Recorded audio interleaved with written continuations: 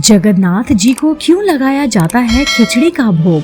माँ की ममता से जुड़ी है ये कहानी। आपने देखा होगा कि भगवान श्री कृष्ण के मंदिर में अक्सर खिचड़ी का भोग लगाया जाता है। यहाँ तक कि उड़ीसा के पुरी में स्थित जगन्नाथ जी के मंदिर में भी भगवान को खिचड़ी का ही भोग लगाया जाता है।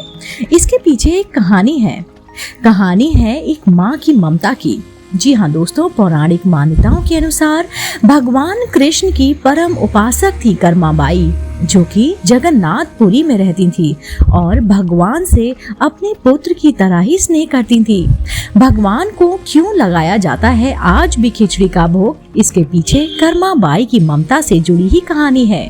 आइए जानते हैं इसके बारे में विस्तार से।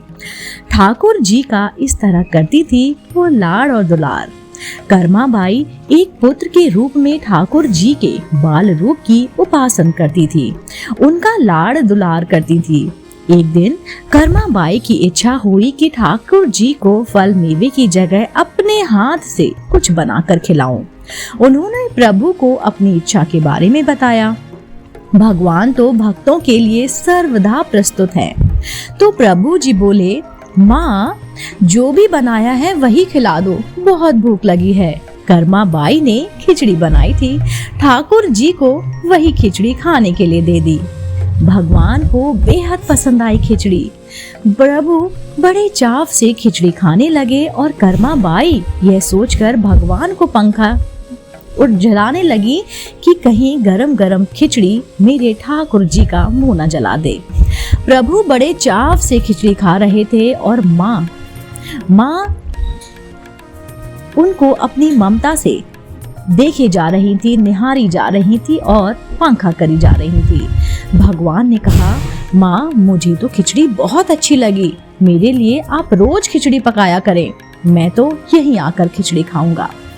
प्रभु रोज लगाने लगे खिचड़ी का भोग। जी हाँ दोस्तों, अब तो कर्माबाई रोज सुबह उठती और सबसे पहले खिचड़ी बनाती, बाकी सब कुछ बाद में किया करती। भगवान भी सुबह सवेरे दौड़ते आते और कहते, माँ जल्दी से मेरे लिए खिचड़ी लगा दो। खिचड़ी खाने का यह क्रम रोज चलता रहा। भगवान सुबह सुबह आते, भोग लगाते और फिर चले जाते। महात्मा पहुंचे कर्माबाई के द्वार। जी हाँ दोस्तों, एक बार एक महात्मा कर्माबाई के पास आए। महात्मा ने उन्हें सुबह सुबह खिचड़ी बनाते देखा तो नाराज होकर बोले, माता जी आप यह क्या कर रही हो?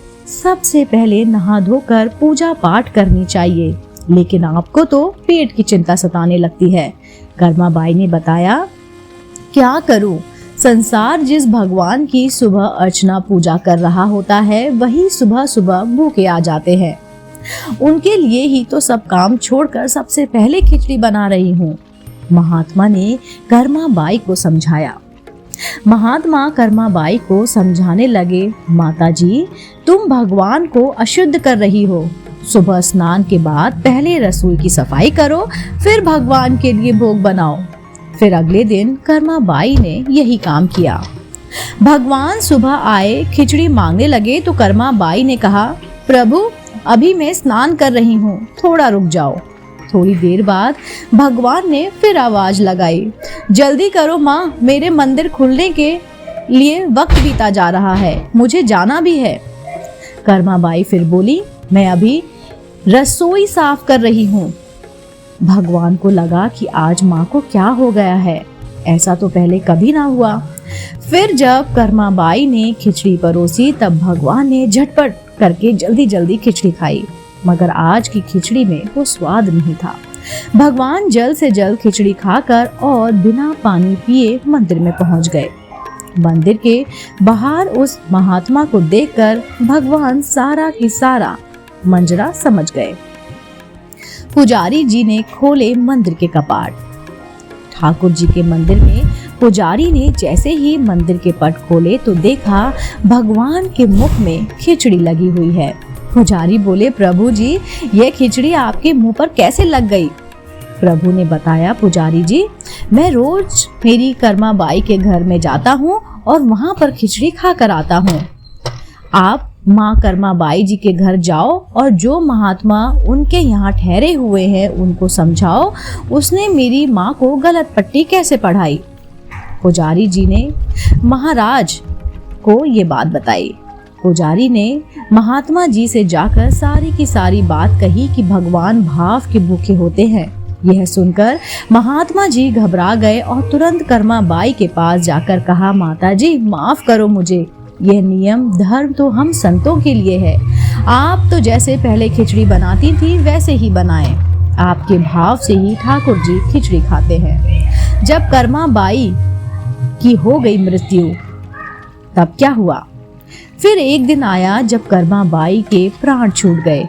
उस दिन पुजारी ने मंदिर के पट खोले तो देखा भगवान की आंखों में आंसू हैं और प्रभु रो रहे हैं। पुजारी ने पूछा तो भगवान ने बताया, पुजारी जी आज मेरी माँ कर्माबाई इस लोक को छोड़कर मेरे निज लोक को विदा हो गई है। अब मुझे कौन खिचड़ी बनाकर खिलाएगा? पुजारी ने कहा, प्रभु आपको माँ की कमी महसूस नहीं होने देंगे। आज के बाद आपको सबसे पहले खिचड़ी का भोग हम लगाएंगे।